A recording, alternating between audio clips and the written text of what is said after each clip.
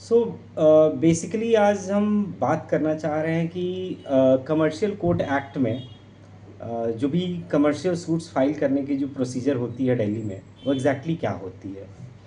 तो सबसे पहली चीज़ जो आपको ध्यान में रखनी है कि क्या आपका मैटर कमर्शियल कोर्ट एक्ट की कैटेगरी में आता है, एज इन जो भी कमर्शियल डिस्प्यूट्स की कैटेगरी में जो भी चीज़ें आएंगी और जो कमर्शियल कोर्ट एक्ट द्वारा कवर्ड होंगी, उन्हीं सब्जेक्ट मैटर्स के रिस्पेक्ट में आप कोई कमर्शियल सूट फाइल कर सकते हैं।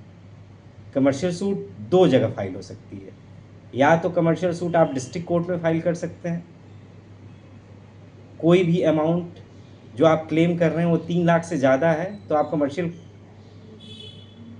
सूट फाइल कर सकते हैं। वो डिस्ट्रिक्ट कोर्ट में 3 लाख से लेकर 1 करोड़ का जुरिडिक्शन होता है, पेक्यूनियरी जुरिडिक्शन।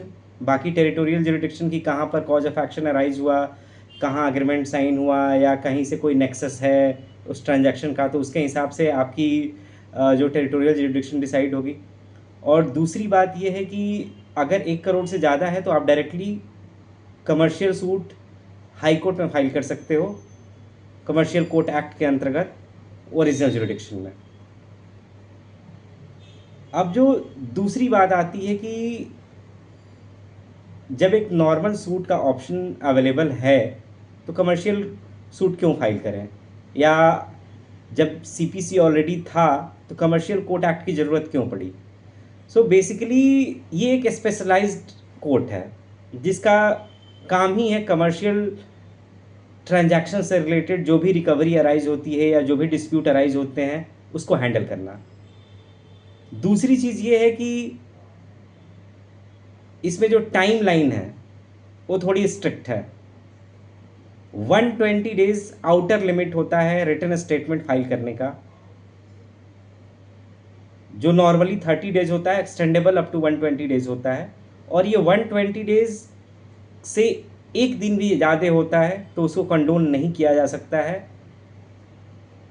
और इसलिए ये टाइमलाइंस जो हैं, यही इसकी बेंचमार्क आप यूएसपी कह सकते हैं कमर्शियल सूट्स की, जिसके चलते ये थोड़ा इनका जो रिजोल्यूशन होता है वो फास्टर होता है।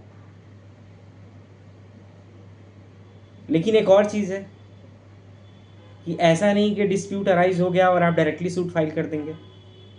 सूट फाइल करने से पहले 12A करके एक प्रोविज़न है कमर्शियल कोर्ट एक्ट में, जो ये कहता है कि सबसे पहले आपको मीडिएशन में जाना है।